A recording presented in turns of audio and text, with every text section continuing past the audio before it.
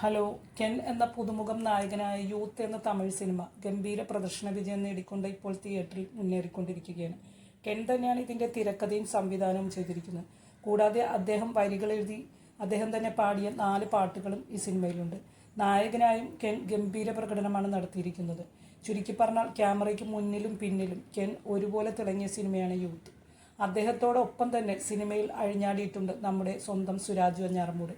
കെന്നിൻ്റെ അച്ഛനായി ഗംഭീര പ്രകടനമാണ് സുരാജ് നടത്തിയിരിക്കുന്നത്. തുടർച്ചയായി ഹിറ്റുകൾ നേടി അദ്ദേഹം ഇപ്പോൾ തമിഴ് സിനിമാ പ്രേക്ഷകർക്കിടയിലും തൻ്റെ സ്ഥാനം ഉറപ്പിച്ചിരിക്കുകയാണ്. ഇമോഷണൽ രംഗങ്ങളായാലും കോമഡി ടൈമിംഗ് ആയാലും എല്ലാം വളരെ അസാധ്യമായി തന്നെ അദ്ദേഹം ഈ സിനിമയിൽ ചെയ്തു വെച്ചിട്ടുണ്ട്.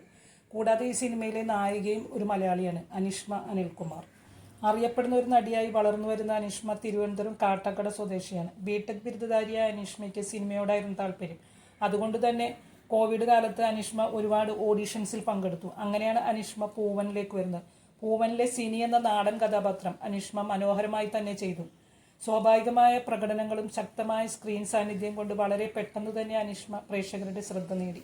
2023 ഇറങ്ങിയ പൂവനിലെ സിനി എന്ന നാടൻ പെൺകുട്ടിയുടെ വേഷം അനിഷ്മയ്ക്ക് പ്രതീക്ഷ നൽകുന്ന ഒരു തുടക്കം നൽകുകയും അതിലൂടെ അംഗീകാരം നേടാൻ സഹായിക്കുകയും ചെയ്തു. തുടർന്നാണ് 2024 ഗിരീഷേടി സംവിധാനം ചെയ്ത ടെക്നോ ക്രൈം ത്രില്ലർ അയാം കാതലിനിൽ നെസ്ലിൻ്റെ നായികയായി അനിഷ്മ വരുന്നത്. അത് അനിഷ്മയുടെ ജീവിതത്തിലെ ഒരു വഴിത്തിരിവായി. ശില്പ പെരിങ്ങോടൻ എന്ന ബോൾഡായിട്ടുള്ള പെൺകുട്ടിയുടെ വേഷം അനിഷ്മയ്ക്ക് നിരൂപകരുടെ എല്ലാവരുടെയും പ്രശംസ നേടിക്കൊടുത്തു. സത്യത്തിൽ താൻ കോളേജിൽ പഠിക്കുമ്പോഴാണ് തണ്ണീർമത്തൻ എന്ന സിനിമ കണ്ടതെന്നും ഗിരീഷേടിയുടെ സിനിമയിൽ തനിക്ക് അഭിനയിക്കാൻ സാധിക്കുമെന്ന് സംശയിച്ചിട്ടുണ്ടെന്നും അനിഷ്മ പറയുന്നു. പക്ഷേ തൻ്റെ 2ാമത്തെ സിനിമയിൽ തന്നെ ഗിരീഷേടി സിനിമയിൽ നായികയാവാനുള്ള ഭാഗ്യവും അനിഷ്മയ്ക്ക് ലഭിച്ചു. അതിനുശേഷം ബേസിലിന്റെ മരണമാസിലും അനിഷ്മ നായികയായി. അതിനെ തുടർന്ന് തമിഴിലേക്ക് പോയ അനിഷ്മയ്ക്ക് അവിടെ ഗംഭീര സ്വീകരണമാണ് ലഭിച്ചത്.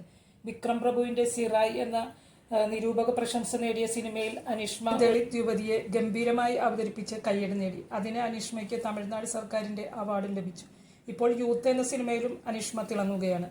ഒരു സിനിമാ പാരമ്പര്യവുമില്ലാത്ത കുടുംബത്തിൽ നിന്ന് വന്ന് വളരെ ചെറിയ കാലം കൊണ്ട് സിനിമാ വേദിയിൽ തൻ്റെതായ ഒരു സ്ഥാനം പിടിച്ചെടുത്ത അനിഷ്മ തെന്നിന്ത്യൻ സിനിമാ വേദിക്ക് തന്നെ ഒരു വാഗ്ദാനമാണ്. അനിഷ്മയ്ക്ക് ഇനിയും നല്ല അവസരങ്ങൾ ഉണ്ടാകട്ടെ എന്ന് നമുക്ക് ആശംസിക്കാം. നിങ്ങൾ എൻ്റെ വീഡിയോ കണ്ടതിൽ ഒരുപാട് സന്തോഷം. എൻ്റെ വീഡിയോ ഇഷ്ടമായെങ്കിൽ ലൈക്ക് ചെയ്യാനും സബ്സ്ക്രൈബ് ചെയ്യാനും മറക്കരുത്. എൻ്റെ വീഡിയോയെക്കുറിച്ചുള്ള നിങ്ങളുടെ അഭിപ്രായങ്ങൾ കമൻറ്റ് ചെയ്യുമല്ലോ. ഇനിയും നല്ലൊരു വീഡിയോയുമായിട്ട് വരാം. അതുവരെ ബായ്.